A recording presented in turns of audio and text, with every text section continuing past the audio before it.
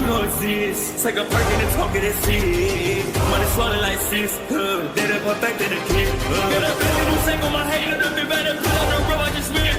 I know we got $1 million. The devil that shit ain't not cheaper again.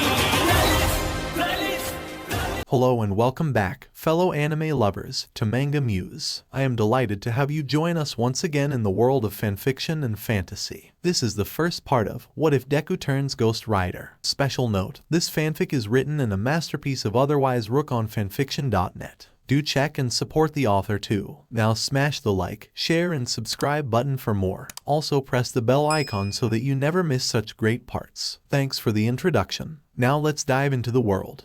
Sleep was the last thing on Izuku's mind as he sat in his chair watching the computer with a wide smile. Izukumidoriya was born into a world where superheroes, once a thing of fiction, were a very real occupation. Izuku always had a fascination with heroes, even desiring to be one. When he turns 5, his parents plan to take him to the quirk doctor, and that's only a few days away. Izuku was watching his favorite video of all time. The video was one he'd seen thousands of times up to this point. It was old disaster footage from roughly 10-20 years ago. The footage was the debut of Izuku's and the world's greatest hero, All Might. Izuku watched as All Might saved the people while making his debut, his smile infectious. If Izuku knew he wouldn't wake his parents, he'd be jumping with joy and laughing. But for now, he settled for vibrating with excitement. All Might's the greatest, Izuku whisper yelled, while pumping his hands, and when I get my quirk, I'll be just like All Might. Izuku's mind filled with him battling villains and saving innocent people with a laugh and a big grin on his face. It's him, the greatest hero ever, Might Jr. Izuku bounded over a building with his cape flowing behind him. He lands in the street with a loud crash and points towards a robot holding a young girl hostage. You, dirty villain, let the girl go or face the wrath of my smashes, Izuku announced valiantly. The robot began sweating bolts and shaking. Might Jr., I'll let her go. Jay, just don't beat me up. The robot lets the girl go, and she runs past Izuku. Izuku claps his hands forward and causes a shockwave to slam into the robot, sending him flying over the rooftops. I'll get you, Might Jr. Izuku laughs heroically as people begin cheering his name, and All Might appears clapping for him as well. Izuku held his All Might figure in the air with a bright smile. I knew you could do it, Might Jr., he whispered as he imitated All Might. He continued watching the video on repeat, even as the time passed 3 a.m. Izuku knew that in the next few days he'd be capable of being the greatest hero in the world. Nothing could stop him. Sorry kid, it's just not happening. The quirk doctor states rather bluntly. Izuku froze up with a strained smile. Wait, so you believe something's wrong with Izuku? Hisashi Midoriya asks.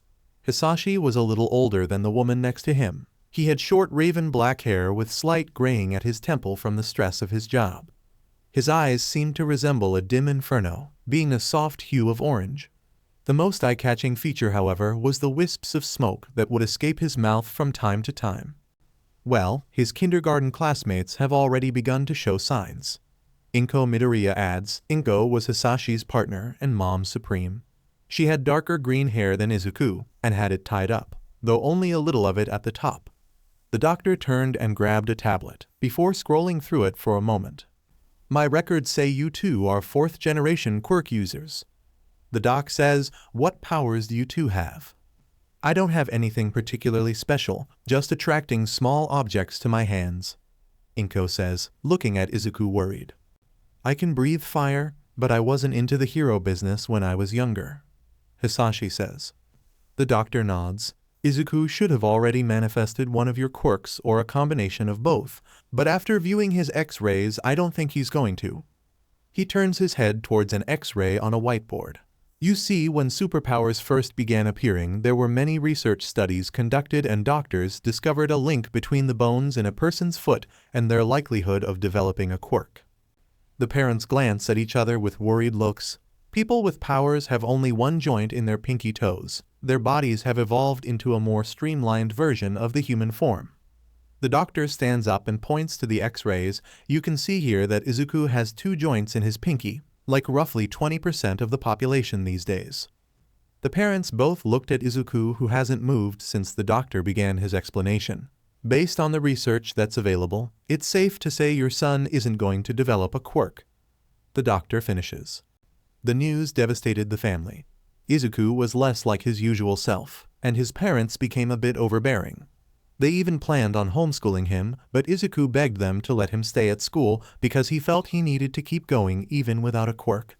All Might slowly had less impact on him. He still enjoyed the posters and some of the action figures, but it was a little painful to look at them now. Izuku had become a little bitter towards heroes. He still mostly enjoyed them, but after the first year of elementary and the overbearing parents, he grew to be bitter towards them. Another thing that happened was a surprise for him. He was gonna be an older brother. Inko was PRGNNT and soon she would give BRTH. Hisashi was ecstatic, and Izuku felt true joy for the first time in almost 2 years. Hisashi and Izuku sat in the hospital waiting room. Izuku was nervously fiddling with a pencil he used for his notebooks and drawing. Hisashi was fiddling with a pen he used to sign papers and checks. The two were quiet, almost desperately so, as if a single peep would spell doom for the world. Thoughts raced through both Midoriya's minds, several nervous little thoughts, and one made Izuku speak up. "What if they don't like me?" he asks in a quiet tone. Hisashi turns his head towards Izuku. "Who?" "My siblings." Hisashi turns fully towards the now 10-year-old Izuku. "Why wouldn't they like you?" Izuku turns away, still fiddling with the pencil. "Because I'm quirkless." Hisashi's eyes widened in surprise. He didn't think his son would think about these things, but Izuku had always been more aware of the world than others his age. "Izuku, look at me." Izuku turns to his father. "That doesn't matter to them. They will love you as much as we do." Izuku looks at the floor. "How can you be so sure?" "Because I love you, and if anything they'll love you even more." Izuku looks at Hisashi again. "Your siblings are the combination of me and your mother's love, in more ways than one. They are a combination of all of our love, and that means our love for you," Hisashi says, making Izuku's eyes widen. Izuku looks right at Hisashi, who's giving Izuku a smile, and Izuku smiles too. Hisashi Midoriya. Izuku and Hisashi look towards the voice and see a doctor. "She's ready to see you." Hisashi stands and looks at Izuku. He looks at Hisashi and nods. Hisashi smiles brighter, takes Izuku's hand, and follows the doctor. Izuka, Izumi, and Izuki. 3 little girls were born that day, all Midoriyas. Izumi was born first, and she was obviously gonna be a troublemaker. She had the same green hair as Inko, but completely black stripes toward the end of the puff of hair on her head. The most striking feature, though, was her eyes, an emerald green from Inko and a soft orange from Hisashi. Izuka was born second, and she looked a lot like her father. She had a pair of orange eyes, though they seemed brighter than Hisahi's, and a tuft of pure black hair rested on her head. Izuki was the last triplet born, and she took her mother's features. Her pair of emerald eyes had a drive to them, and from what Inko had told Izuku, it was the same when he was born. Before the triplets were born, Hisashi had looked into a new apartment for the family. The apartment they were in had been made with only 2 people in mind, so they needed more space.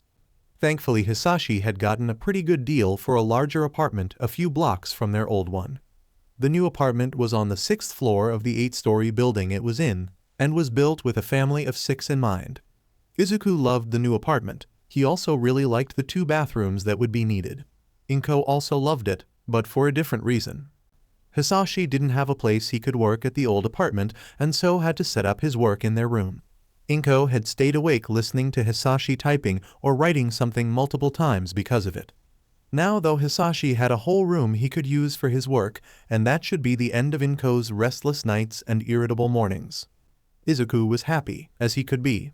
Middle school had proven to be a bit more of a challenge, with asshat kids trying to pick on him because he was quirkless. He mostly stayed alone, though would talk to the occasional person. Izuku was a target for the more popular children with powerful quirks, but was able to avoid getting in their sights, until an event when he was 12 and in his first year of middle school. Hisashi marched down the hall and straight to the principal's office. He had gotten a call about a fight and Izuku was involved. Inko would have come, but she was busy with the triplets, so he came alone. From what he knew, Izuku got dragged into a schoolyard brawl instigated by an upperclassman. Hisashi walked up to the principal's door and knocked. "Come in," a voice exclaimed. Hisashi walked in and was greeted by the principal behind his desk and Izuku sitting in a chair opposite to him. Hisashi took a seat next to Izuku and glanced at him. Izuku had a few bandages covering his cheek, a large bruise on his chin, and a bandage covering what he assumed was a busted lip. Hisashi frowned at the injuries and looked at the principal. "What happened?" he asked in a straightforward tone. "Your son participated in a fight on school grounds. He is responsible for several injuries to other students and even broke the nose of one of our top candidates for UA," he said in an even voice. Hisoshi's eyes widened at the news of what his son did. He looked at Izuku and then back to the principal. "I was informed that someone instigated it," he asked. The principal nodded. "Yes, which is why your son is only getting a few months' worth of detention. The kid who started it used their quirk on school grounds. The child's quirk basically makes anyone in a few meter radius highly aggressive. What'll happen to the kid who caused this? He'll be expelled, possibly sent to a reformatory institution." Hisashi nodded at the answer. "Truthfully, I didn't want to punish anyone affected by the quirk, but considering the injuries and the phone calls I've already gotten, I've no choice." Hisoshi nodded. He understood what complaints can do to public establishments. "Is there anything else I should know?" Hisashi questioned. Izuku stayed quiet as the principal and his dad continued speaking. He was thinking about the fight. Izuku was replaying several things over in his head, getting socked across the jaw, punching that rabbit girl in the nose and her smirking back at him. He just couldn't get it out of his head. Eventually the meeting ended and Izuku and Hisashi left the office. Walking down the halls, Izuku spotted the same girl he punched earlier. Tan skin, rabbit ears, and white hair. Her uniform was a little roughed up and she was wearing the dress shirt instead of the normal shirt of the female uniform. She spotted him too, crimson locking with emerald. They looked at each other as they continued walking. Eventually she smiled, and if Izuku was getting the right impression, it was a playful one. But her eyes held a predatory look as if examining something in him. Not one to back down, he smiled back and even waved. Her smile grew as they finally lost sight of each other. Izuku sat at his desk looking over several options for high school. Izuku had gotten fairly good options. All of them had good curriculums and would give him a good shot in life. But he was looking for a specific class that was taught. Izuku sifted through the pile and found something that he was kinda surprised to see. A general studies letter. Izuku held the pamphlet in his hands, just staring at it and not noticing the little green-haired girl sneak in. "What's that?" Izuku asked. Izuku jumped in his seat, not expecting for one of his 4-year-old sisters to sneak in. "Kami, Izuki, don't do that," Izuku yelled. Izuki, being the shy girl she is, cowered down at being scolded. Izuku stopped looking at her and asked, "So, is there something you need?" Izuki hopped back up. "Can you show me that video again?" she asked energetically, the scolding completely forgotten. "What video?" "The allmight guy? Oh, allmight." She hopped up and down at finally remembering. Izuku looked at her with an eyebrow raised. He didn't expect her to like it so much. A while ago Izuku was alone with the triplets. He showed them the video of All Might's debut. Izumi had chanted for All Might to save those people and Izuku was right next to her doing the same. Izuki wasn't doing either of those. She was just sitting there, eyes glued to the screen. Thinking about it, Izuku shouldn't be too surprised. Then again, he expected the other two to come and ask. Izu, speak of the devil, standing in the doorway were Izumi and Izuka. "Could you show us as well?" Izuku smiled and got up, walking to his computer and bringing up YouTube. The triplets piled onto his chair and watched the video as Izuku went back to his desk. He picked up a pamphlet and looked through it and found the class he was looking for. "You want to go to UA?" Inko asked as she looked at the pamphlet. "I thought you accepted you couldn't be a hero, Izuku," Hisashi said. He was looking at it too. Izuku had gone to his parents about this, and they immediately got the wrong idea. Though this rejection of a dream he still had small hopes for was frustrating, he pushed those feelings down and focused on fixing the misunderstanding. "It's not for the hero course," Izuku says. Inko and Hisashi look up at him. "I'm not planning on being a hero, it's the class on the top left, front page." Inko and Hisashi look at the directed spot and see engineers class. "Oh," both say. Hisashi looks at Izuku. "Well, at least you know your limits." Izuku nods, but is still frustrated by his parents putting down his dream. Besides, I don't think my heart could handle you in the hero course, Inko says, and adding more frustration to Izuku's ever-growing pile. Yeah, Izuku grits out. Izumi yells as she busts Izuku's door open. Izumi runs into the room and hops around. Come on, it's time for the quirk doctor. Oh, I can't wait. I can. Izuku groans out tiredly. Izumi gasps at her teenage brother and jumps on his bed in an attempt to get him up. But come on, don't you want to see what we get? Izuku wanted nothing more than for her to be quiet and let him sleep, and then he remembered his doctor visit. Izuku pushed Izumi off the bed and got up. Izumi just laid upside down against the bed. All right, Izuku said. Yay, Izumi put her hands up in victory, or sideways technically. Izuku sits in the waiting room tapping the ball of his feet on the ground. He's been waiting for about 10 minutes, and finally the door to the doctor's office opens. The triplets run out of the doors happily. Guess I wasn't needed, Izuku murmured as they approached him. Izu, we got our quirks, they announced happily. Izuku couldn't help but smile at his siblings. Izumi had a perfect combination of her parents. She can breathe fire and manipulate it around her. Izuka had Hisashi's quirk, but far more powerful, though it seems it mutated to where she can literally eat other fires. Izuki got a variation of Inko's quirk. She can pull and push objects up to several tons in weight. Izuku listened to his sisters explain their quirks while he wrote them down in a notebook. He used to keep track of quirks.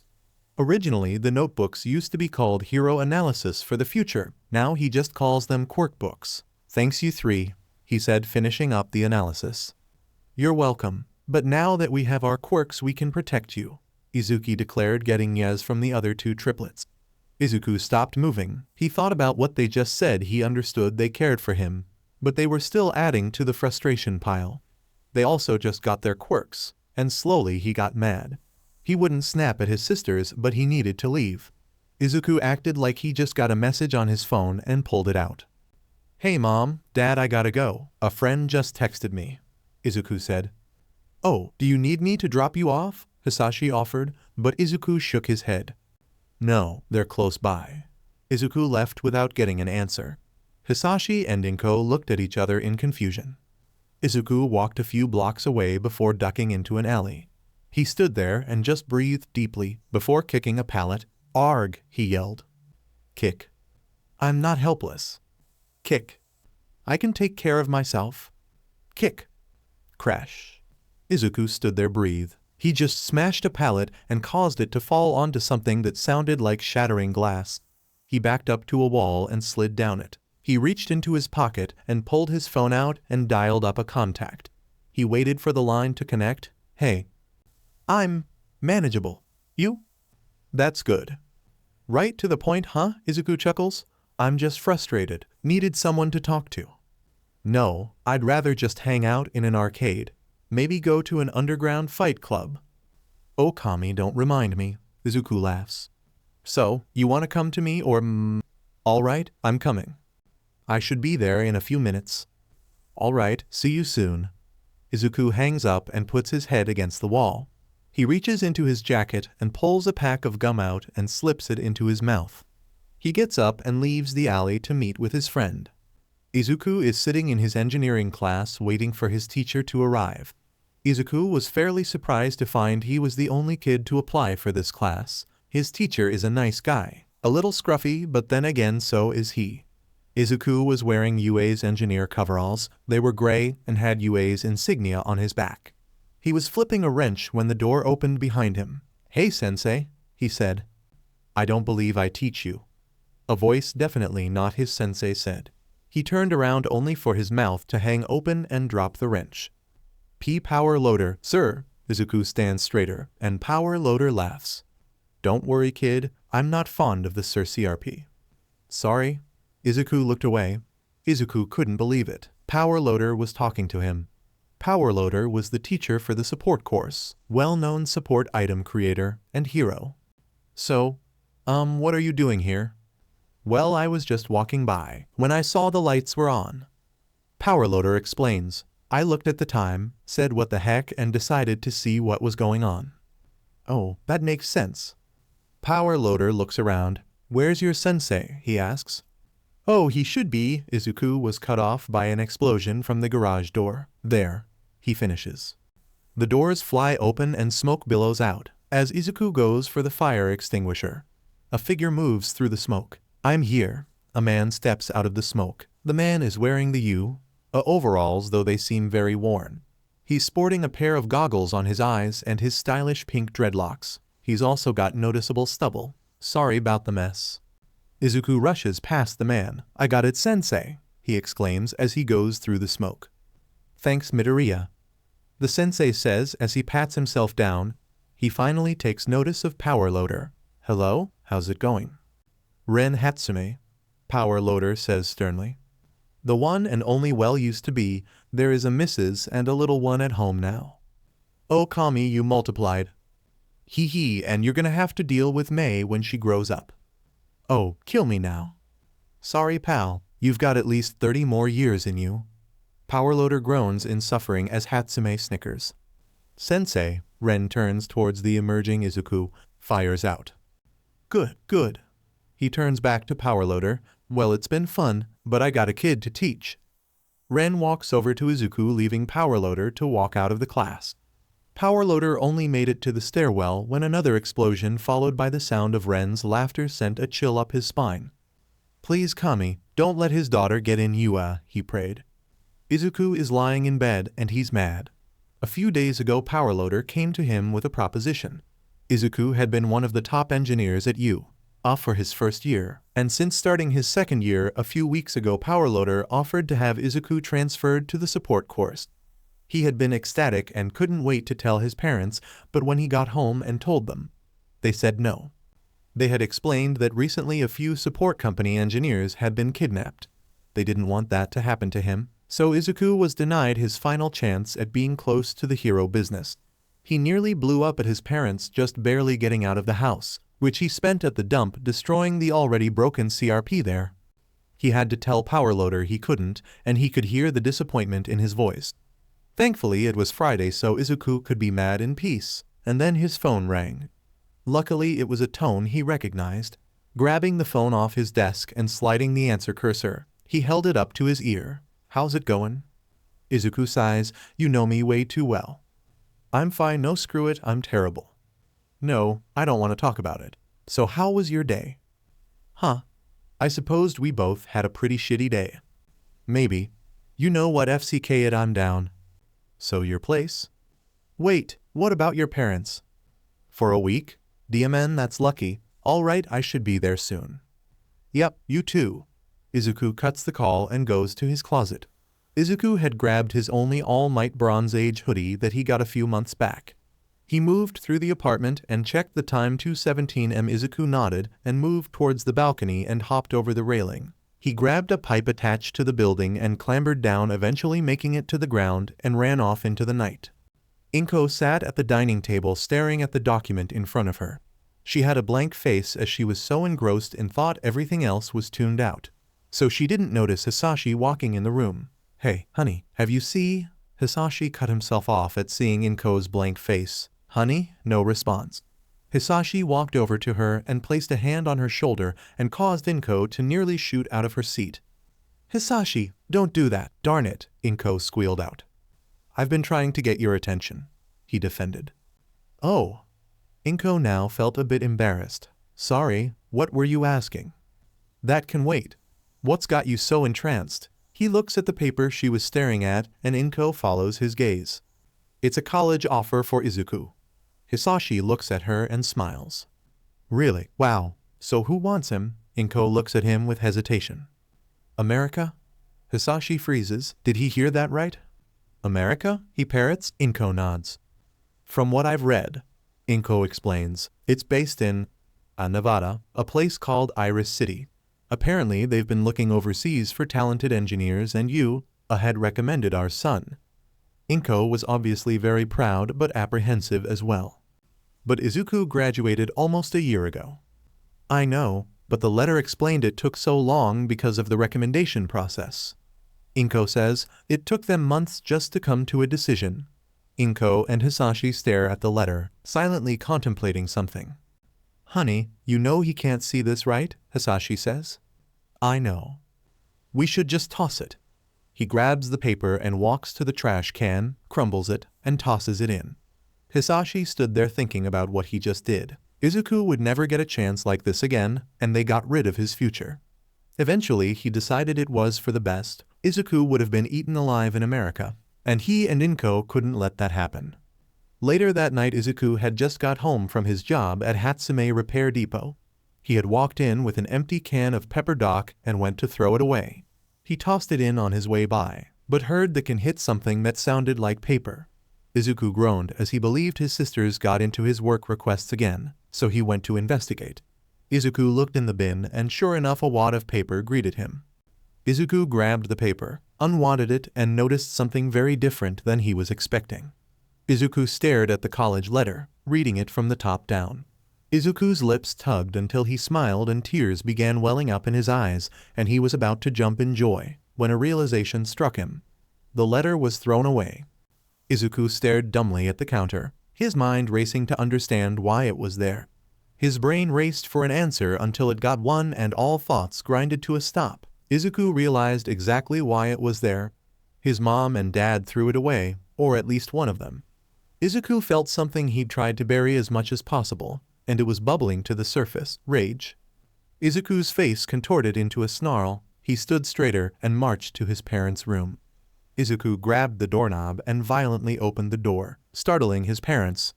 Oh, Izuku wide yo. Hisashi was cut off by Izuku holding up a paper he and Inko recognized. Both of them felt their hearts drop. What was this doing in the trash? Izuku ground out through grit teeth. Inko and Hisashi didn't know what to say and kept opening their mouths and shutting them, like a fish gasping for air.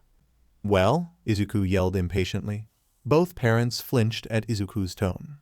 Look, Hisashi started. The college will take you to America and well, how are we supposed to protect you there? Izuku stared at him, his face going from anger to one with no emotion. Izuku stood there just staring at them, and then he started laughing.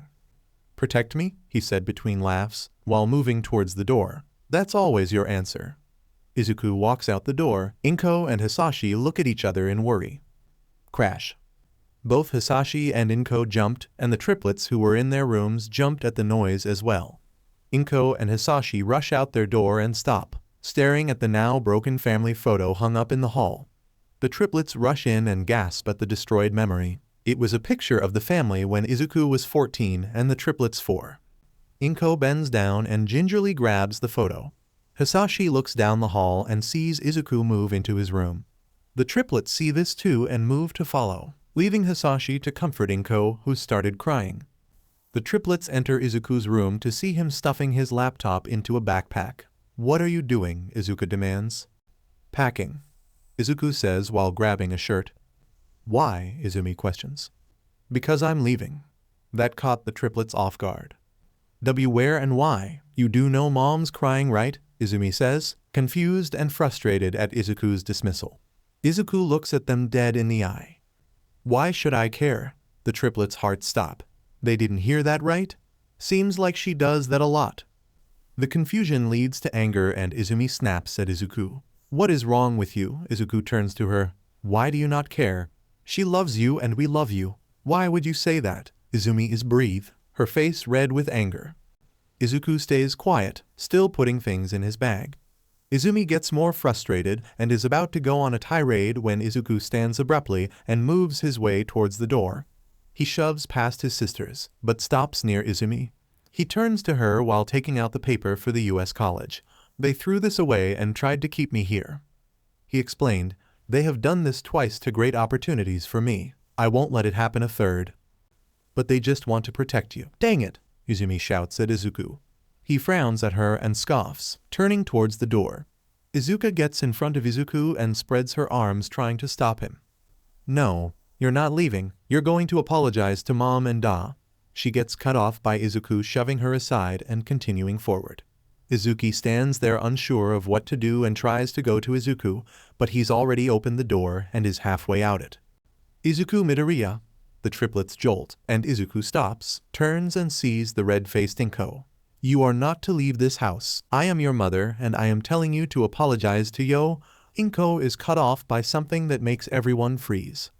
FCKU, Izuku says. His family stares at him and he slams the door shut. They all stay frozen. Izuku just cussed at Inko. Inko visibly shakes, slowly slumping to the floor and finally breaks down in tears. Hisashi, who was stupefied by Izuku, moves towards his wife and tries to comfort her. The triplets just stood there wondering what had just happened. Was Izuku always like this, or was it something else? They didn't know. Izuki stared at the door as if in a trance. Izumi regained a fraction of her glare, but it was pathetic. Izuka just went to Inko and tried to comfort her as well. Izuku didn't come back that night. The family looked for Izuku everywhere. They never found him. Time passed and eventually, they had to accept he wasn't coming back. The triplets didn't change much. Izumi was still focused on being a hero, though she put more time into it. Izuka was the same quiet girl who reigned in Izumi when she went too egotistical, though she somehow got into more trouble than before. Izuki seemed more determined to become a hero. She was still holding on to the dream of becoming Izuku's hero. She would train with her quirk where possible. Inko eventually became a functioning human again and decided to try to go out more. Hisashi was all for it. He'd taken Izuku leaving strong, but still kept his family together, even rejecting a job offer overseas that would have paid far better because of the state of his family. A few months after Izuku left, they started getting gift baskets filled with sweets. They read the tags on them and found they came from someone with the alias Dumb Bunny. 5 years had eventually passed, the 6th anniversary of Izuku leaving getting closer as the year dragged on. The triplets were finally old enough to attempt the UA entrance exam. "Ugh, I'm so nervous," Izuki said. Izuki and her sisters were walking through the gate toward UA. The large building in the shape of an H imposed on all who entered. Izuki shifted under the imposing building as if it were judging her. "Oh, we're gonna ace this SHT," Izumi yelled out, seemingly unaffected by the imposing building. Izuki sighed and wished she had a quarter of her sister's courage. Just not the sewer mouth that came with it. "Izumi, please calm down." Izuka, the mediator, back at it again. "But come on, we're finally here." Izumi gestured towards the building. "You motherfucking A!" Izuka smacked Izumi across the head with a newspaper that came out of nowhere. "Watch the language. What would mom say?"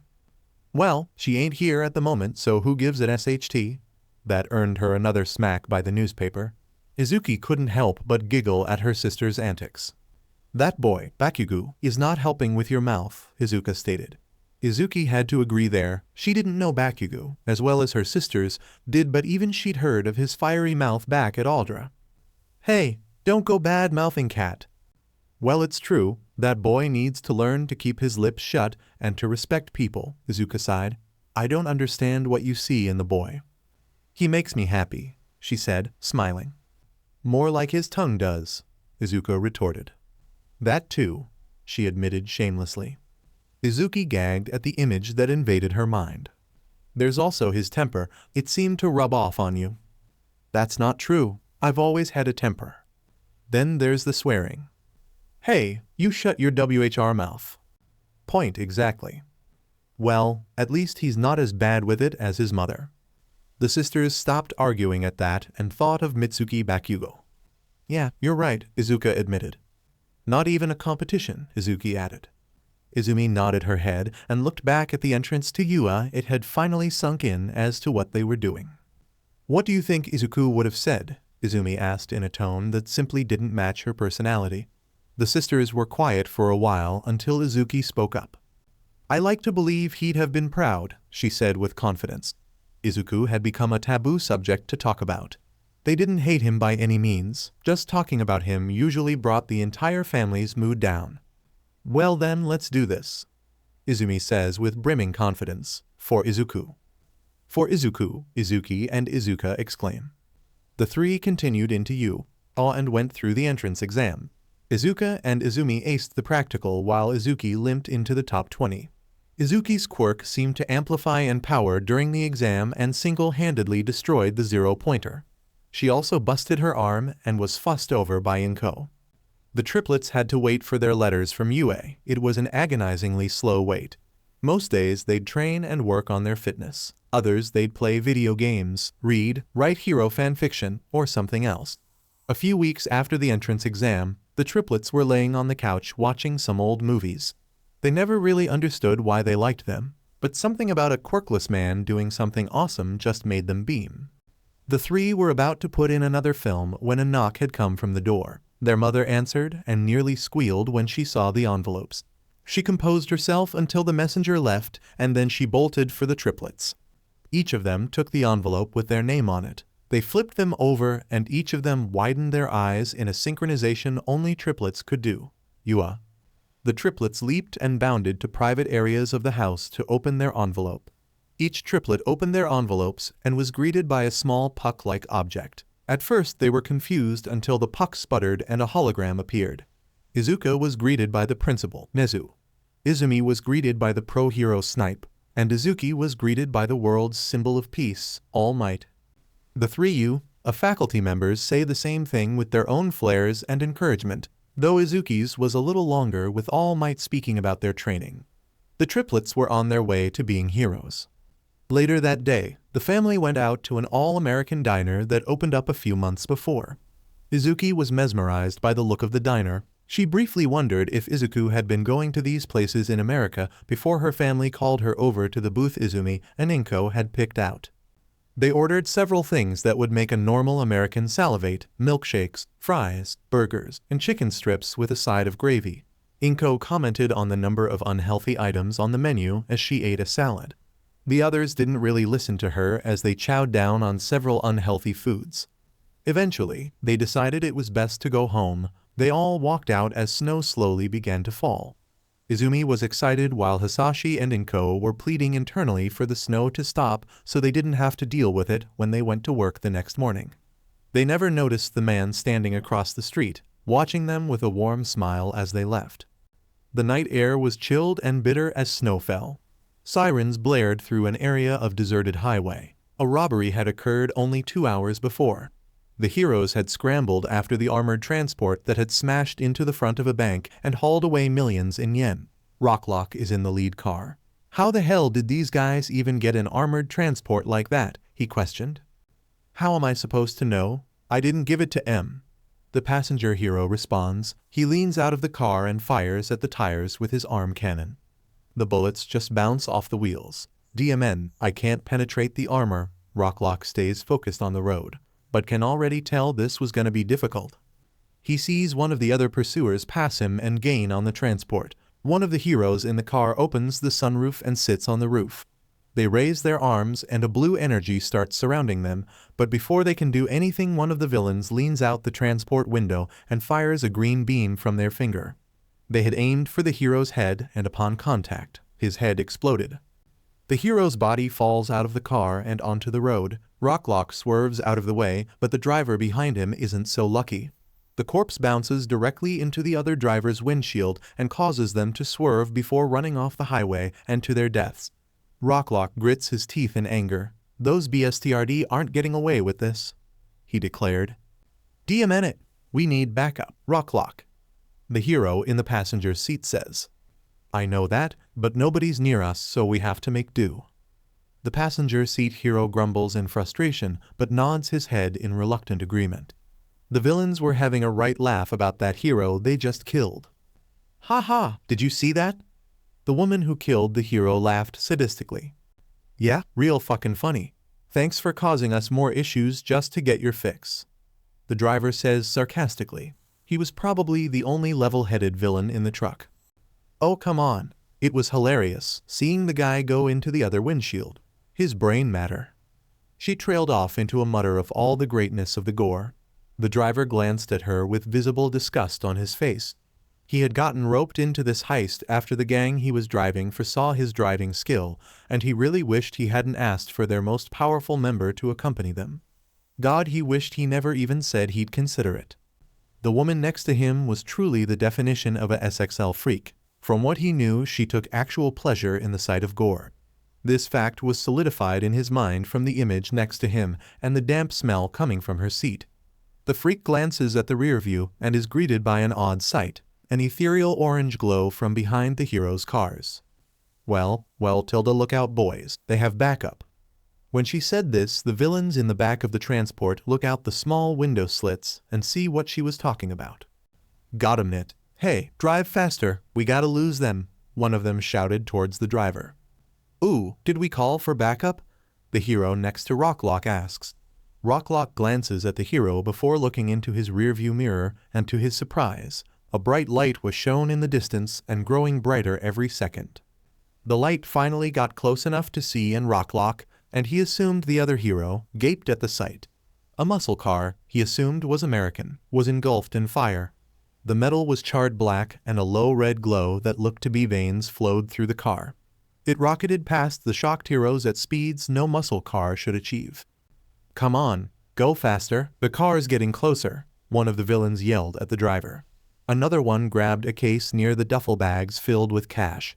He popped the lid open and took out an object that brought a smile to his face. Don't worry, I'll handle it, the villain said. Rocklock watched the fire car get closer to the transport and also watched as the back doors were kicked open and a villain wielding a Gotham rocket launcher aimed at the car. The villain smiled savagely and fired. The rocket directly contacted the ground in front of the muscle car, sending it up into the air, the road beneath where it once crumbled to the ground beneath. Rocklock's eyes widened as he slammed on the brakes, the other cars behind him doing the same. The villains laughed at the sight and momentarily forgot about the flaming muscle car. That was a mistake. The muscle car spun in the air, still moving forward, but as it came back down it seemed to reorient itself. The car slammed back on the highway wheels first and continued the chase as if nothing happened. The villains who bore witness to that collectively paled, and if you listened very closely you could hear their hearts slamming against their ribcages. The car gained on them and moved to the transport side. The driver and freak look out the same window, the driver gaping at the car while the other looks amused. The car swerved left and then right, ramming the transport. The villains in the back were thrown to the wall of the transport, while the two in front jolted to the right. The smaller vehicle, in a show of surprising strength, began pushing the transport towards the barricades. The driver tried desperately to get out of the position, but just couldn't push back against the fire car. The transport eventually got right next to the barricade and the car swerved left before slamming right back into the side of the transport and finally sending them off the highway. He couldn't see very well. His vision was blurry, and he was sure the red he was seeing wasn't his rage. He groaned as he slowly turned his head towards the passenger seat. The freak was still there but slumped against the roof since she wasn't wearing her seatbelt, and a large gash was cut across her once pretty face. He looked down, up. He didn't think it mattered. He attempted to fiddle with the seatbelt until he heard an engine. His eyes darted out the window. The grass was the sky while the sky was the grass. A muscle car rumbled to a stop near the transport. He assumed it was the heroes and resigned himself to be arrested until the driver stepped out of the car. Whatever he was assuming ground to a halt as he watched this no creature survey the wreck. He gaped at the image, not even really taking note of it. The eyes paralyzed his rational thoughts. The only thing he knew was he was dead. The creature walked at a slow and steady pace toward the transport. It seemed to flick its head from the front to the back sporadically, as if it couldn't decide which direction it wanted to face. The creature suddenly disappeared from sight. He freaked out. The creature didn't even do anything flashy or show how. It was just gone. A groan of metal caught his attention. He couldn't look behind him, but could tell it was the back doors. A crash sounded through the transport as, he assumed, the door's hinges were torn off. He could feel a heat wave wash over him. He didn't know what had happened, but considering the creature's appearance, it was most likely the villains in the back were being torched. A cough caught his attention as he maneuvered his head toward the freak. She was awake and in pain. The earlier blush was somehow still present on her, and it looked as if it intensified at her pain. If he was capable, he was sure gagging and being generally disgusted noises would be his go-to, but he just stared with half-lidded eyes. The sound of glass and grass being crushed sounded from the freak's side of the transport. He watched as she looked over towards the window in time to see a pair of burned high tops appear. He didn't really see how the freak was dragged out of the transport as his vision kept failing him. The last thing he felt was the fire finally flowing over him. He didn't have the energy to scream. The heroes eventually make it to the site of the crash. Rocklock stops the car and stares at the leftover inferno. He looks at the hero that was in his passenger seat. Call the police. The hero nodded and flipped out his phone. Yeah, we need officers and firefighters on site. 30 minutes later, several officers, firefighters, and detectives get to the scene and begin an examination. A detective looked over the damage to the transport. The fire was put out a few minutes ago, so they could examine it now. A forensics specialist walks over and the detective greets her. "So what do you have so far?" he asks. "Well, we found 4 bodies, most male and only 1 female. All have severe burn tissue reminiscent of being trapped in a burning house. We found the driver hanging from what was left of the seatbelt, which didn't exactly save him. The others were burned so badly we doubt anyone could recognize them if asked. We'll need to take them to the lab to identify them," she reported. "Kami, so we're dealing with a sick BSTRD with a fire quirk," the detective said. Yes, but there's something else." The detective motioned for her to keep going. "The female victim was taken from the vehicle. We found drag marks leading from the transport to a small ditch where her body was found. The sides of her face have burn marks in the shape of fingers, and it seems her eyes have been dried and shriveled in the sockets. Also, the pupils looked faded and gray."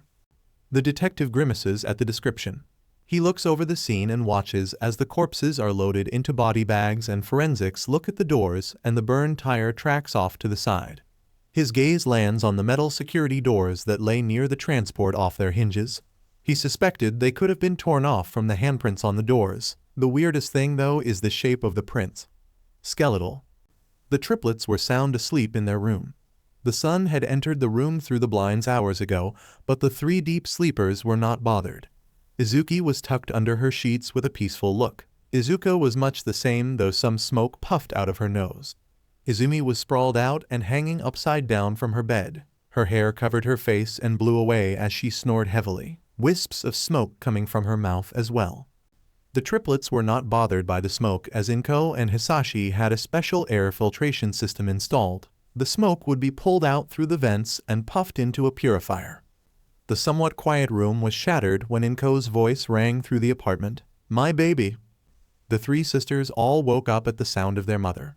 They scrambled out of their beds and rushed out of the room. They moved down the hall and froze at the sight in the door. Hisashi and Inko were both hugging a man they didn't recognize.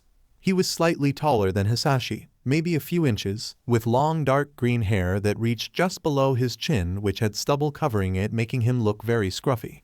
Freckles dotted his cheeks and light shadows under his eyes.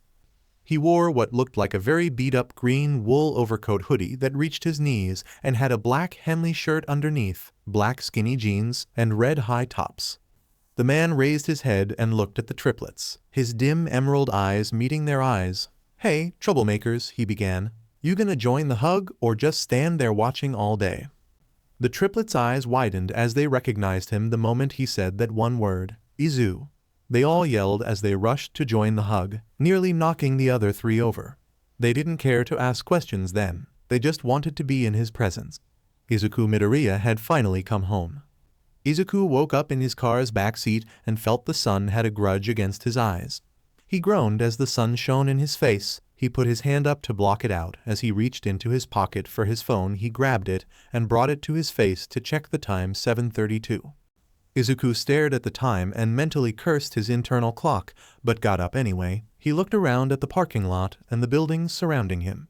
Izuku couldn't help the smile that came to his lips.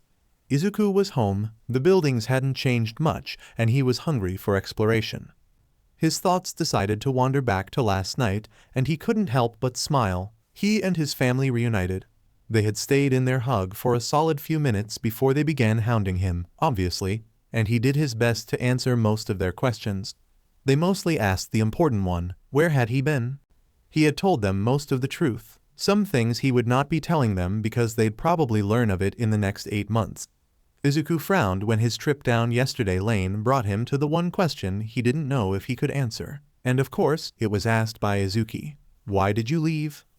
Izuku sighed as he remembered his answer. He hadn't wanted the reunion to be filled with an air of guilt and remorse, but his answer did that anyway. He, with great reluctance, had explained to his family the problems he had with them, the overprotectiveness, the slight favoritism towards the triplets, and Inko and Hisashi's general ruining of opportunities that were now long gone. Izuku didn't go into details about the anger he had felt towards the twins. He just couldn't. He instead went on about the slowly building frustration over the years, and when Hisashi and Inko had attempted to keep him out of college, he snapped.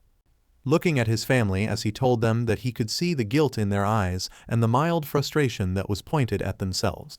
He didn't want to do that. The years he had been gone had lessened his anger and frustration. He still didn't like what they did and would never forget or forgive that, but he still cared for his family. Izuku had also brought up a point he knew would be difficult for them, but still had to be done. He wouldn't be living with them. They had very obviously disliked this decision, but he had explained that after college he had lived in America on his own for 4 years. He could live on his own, and they needed to give him space as that was one of the many reasons he left. Inko and Hisashi had been the most against the idea, but after the triplets took them to their room to talk they'd come back and agreed with Izuku. Afterward, they had begun catching up and Izuku learned Izuka. Izumi and Izuki had been accepted in the hero course of UA. He would be lying if he said he hadn't been happy for them. They had also learned about Izuku's travels after college and found some of the few stories he told about America to be interesting. Izuku shook his head and climbed over his seats to the front while grabbing his coat. The overcoat had seen better days, he'd admit, but he couldn't see himself parting from it. He'd just grown attached to it. Izuku stepped out of the car and stretched his arms out groaning when he felt his back pop. Izuku walked up to the apartment's main entrance and walked past the receptionist who had watched him as he got in the elevator. Izuku winked at her as the doors closed. Izuku rode the elevator up and swayed his head slightly to the music playing in it. The doors parted and Izuku walked out and straight for the Midoriya apartment. Izuku stopped at the door and knocked with a small 2-tap rhythm. He waited a few moments before the door opened, and he was met by a recently woken up Izumi if the way her hair was frazzled said anything. She looked at him with the same tired and disinterested eyes he remembered as her tired mode. "Hey, Izumi, mind if I come?" Izuku was cut off by Izumi slowly hugging him and steadily increasing the strength she put into the hug. "I'm not gonna lie, for a little bit after I woke up I thought I dreamed you coming back," Izumi said in a very flat voice that anyone else would think she didn't care, though Izuku knew better. Izumi was always the kind of person who wasn't awake until an hour after waking up. Izuku smiled and ruffled her already frazzled hair, and slowly walked him and her into the apartment, Izumi still not letting go.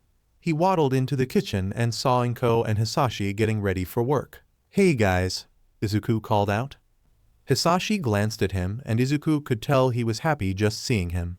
Inko showed it much more if the eyes filled with warmth and gigawatt smile said anything. "Hello, Izuku," Inko said. She looked down at Izumi who was still latching onto Izuku. "Hello, Izumi," Izumi grunted back in response.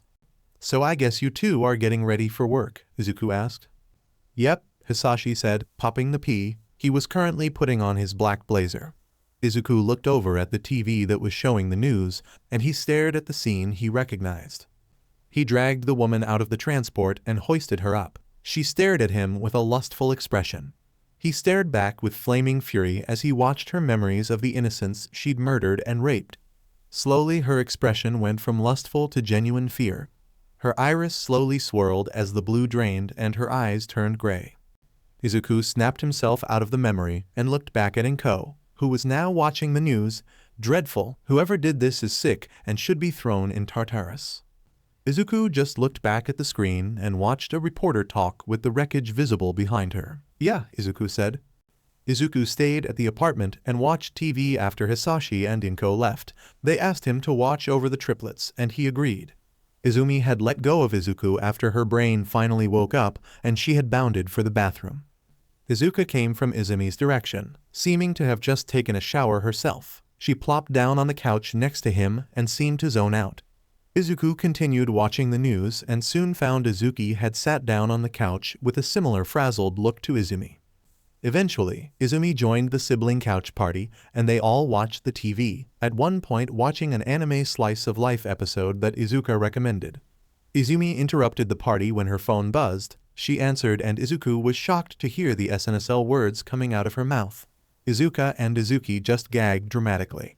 Izuku couldn't help the brotherly instinct that popped up, and made a mental checklist to make sure this bakugou kid was on the straight and narrow. Izumi stayed on call for a few minutes before hanging up and staring at Izuku. He soon found himself leaning on the elevator rails as the triplets talked amongst themselves. Izumi and Izuku were going over to the guy she was talking to's house, while Izuki wanted to head to a music store that apparently was the home of one of her friends.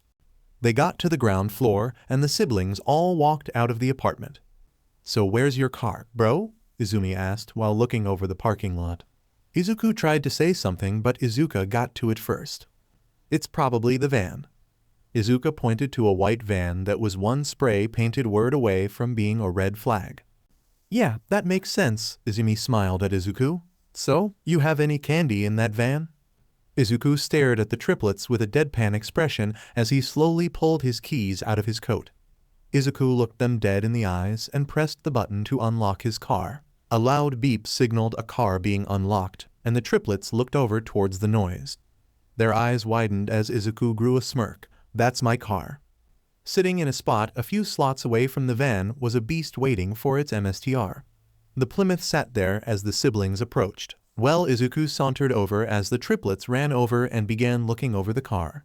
"This is so cool," Izuki yelled with stars in her eyes as she looked at the red decals on the door. "This car is the definition of fire," Izumi screeched as she looked over the hood with the double vents letting her get a glimpse at the engine. Izuku looked through the windows at the interior, the chocolate brown LTHR seats, and the red crystal demon as the shift knob. She looked back at Izuku and asked, "How did you get this?" "Simple really," Izuku said. "I raced someone who believed if you could beat him in a race you deserved the car more than anyone else." Izuku smirked with pride at the accomplishment. The triplets could tell there was a story behind that, but before any of them could voice a question, Izuku raised his hand and said, "And I will not be telling you the story." He raised his hand again as the triplets voiced their displeasure. "Because it's a very inappropriate story for your young minds, and I don't feel like telling." "Awa, come on." "All right." "Are you sure?" Izuku smiled. "Yes, Izuki, I'm sure. Now get in the car." The triplets nodded and all of them climbed into the Plymouth and off they went. After Izuku dropped Izumi and Izuka off at the Bakugou household and dropped Izuki off at the music store, Izuku decided to reacquaint himself with Mustafu. He drove past old hangout spots that were either the same or in one case an arcade-turned-mattress store. One of the most profound things he noticed was the hero's presence in the city. He couldn't go 3 blocks without seeing a patrolling hero. It somewhat annoyed him to see so many as it made things far more difficult, but also proved he wouldn't have much to do these next few months. Cruising around in the Plymouth also didn't go unnoticed by several people walking by. He often caught someone looking at the car in his peripheral. He smirked in pride at his car. The Plymouth GTX, which was modeled after the 1970s variant, was his prized possession. It was a part of a set of 6 cars made 20 years ago, each modeled after an old American muscle car. Each one had a nickname, and this one was called the Hell Walker. Of course, this also caused a few issues as these cars had been known to be a target for thieves, and he hoped that the triplets don't learn that, as then his parents would learn that, and they'd probably try to convince him to get rid of it. Izuku sighed at the bitter thought. He couldn't help thinking like that sometimes. Even away from his family, some of those thoughts never really left his mind. He didn't know why, but he just couldn't seem to let that go. Seeing a therapist wasn't an option as they'd probably check him in the system, and soon he's an illegal immigrant. Yeah, therapy wasn't in the cards. Izuku turned onto another street absent-mindedly and saw something that made his heart pang in longing. A building stood on a corner. The walls were a faded pink that he remembered being painted several years ago. Some people would just brush it off as a normal car repair store, but Izuku was always at home there. He glanced at the sign in front as he got closer. Hatsume Repair Depot. He wanted so badly to turn into the parking lot and see his old teacher, but he knew it'd break Ren's heart to see him leave. Izuku wasn't exactly optimistic about his staying in Japan plan. The only reason he was able to hide who he was that he was always moving, never staying in one place for more than a few months. Plus, being officially quirkless helped him out of a lot of times he was nearly caught, as some people couldn't see past that, so he was thankful for his crippled status. Izuku had to be careful. He wanted to see the people he cared about. But Ren was different. He was much more car smart than people gave him credit for. Izuku recalled a time when two mangled and fused cars were brought into the shop once, and he could immediately recognize the make and year simply at a glance. He couldn't risk him being capable of recognizing the Hellwalker, so with a heavy heart he continued driving. Still driving around, Izuku eventually found himself on the south side of Mustafu. The south side was more of a slum than most people would admit. It was also the home to several underground fighting rings that he enjoyed participating in. He momentarily wondered if any of them would still be around after all this time. Izuku glanced out the windows and watched as some homeless wandered the streets. Izuku felt he could relate to them, considering he hasn't really had a home for the past 4 years. He was beginning to turn when his senses flared. He stomped on the brakes and snapped his head to an alley. Izuku could sense the wrath and lust oozing from the alley. His eyes widened at the realization before he narrowed his eyes and snarled. Izuku put the car in reverse and backed up to the alley. He stopped and shifted to park. Izuku exited the Plymouth but made to pop the trunk. He walked over and opened it.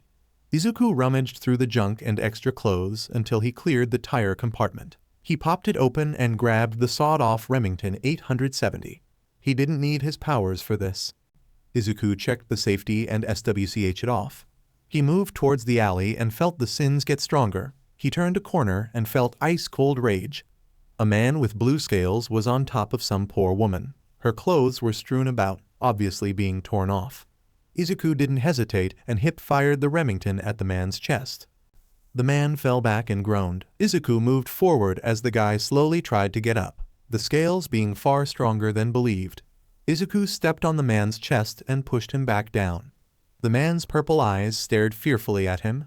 "See, come on, pal, it wa," he tried to say. Izuku unloaded buckshot into the man's face and silenced the RPST. Izuku whipped his head back to the woman. She was still laying down, bare to the world. He got closer and grabbed a large piece of torn cloth, which he assumed was her shirt, and draped it over her NDE form. She didn't react. She simply stared forward with somewhat glazed eyes. Izuku knew she was alive, so she had to be in shock. He wasn't exactly great with psychological problems. He had enough of them to deal with. So he decided it would be best to get her to a hospital and hope the professionals could help. Izuku went to her side and crouched down. She barely batted an eye as he picked her up and walked out of the alley. Izuku put the girl in the passenger seat and buckled her up. He put the shotgun back in the extra tire compartment and jumped in the driver's seat. Izuku raced through the city and hoped he wouldn't be pulled over. He really didn't want to deal with the cops. Izuku was very focused on the road, but he could tell the girl was somewhat looking at him. At least she's somewhat responding to the environment around her, Izuku thought. He continued through the city and eventually arrived at Mustafu General Hospital. Izuku got out of the car and went over to the passenger door. Izuku picked up the woman and rushed for the emergency doors. He entered the emergency doors. "Help! This girl needs help." The doctors at the desk turned towards him, and upon seeing the woman in his arms rushed over. "What happened?" the doctor asked quickly. "She was raped." Izuku noticed the flash of disgust and anger flash through the doctor's eyes. She turned and yelled for a stretcher. A few doctors ran over, one with a wheelchair. Izuku placed the woman in the chair and watched as she was wheeled away. Izuku left after that, not wanting anyone to question him further. Izuku circled back and picked up the triplets before heading to the apartment, and by the time they got back, Hisashi and Inko had come back from work. The family had dinner and talked about their days, Izuku telling them a few things about America, and eventually, everyone found themselves doing something in the home. Izuku had found himself walking to his old room. He stepped inside and turned on the light. He was a little surprised at how untouched the room was. Izuku dragged his finger over his old desk and displaced the dust that had accumulated over the 6 years the room wasn't used. Izuku walked over to his bed and crouched down to look under it, and he found what he was looking for. He reached and grabbed the small crate before pulling it out. Izuku felt very nostalgic looking at the 10 notebooks in the crate. He reached in and pulled out the very dusty notebook before dusting it off with his hand and reading the title, Future Hero Analysis #1. Izuku opened the notebook and began to read the old entry. Izuku stayed in the room reading for about an hour and had gotten to the 6th notebook. He closed the notebook and put the rest back in the crate. He lifted the crate up and walked towards the door. Izuku ignored the mirror he walked past. even as it showed a skeleton rather than the person who walked past. So alright folks, that's all for today. Stay tuned for part 2. Do subscribe, like and share for more such videos. Also check out the story and author otherwise Rook on FANFICTION.net. Press the bell icon to be notified first on release. See you in the next video, till then goodbye.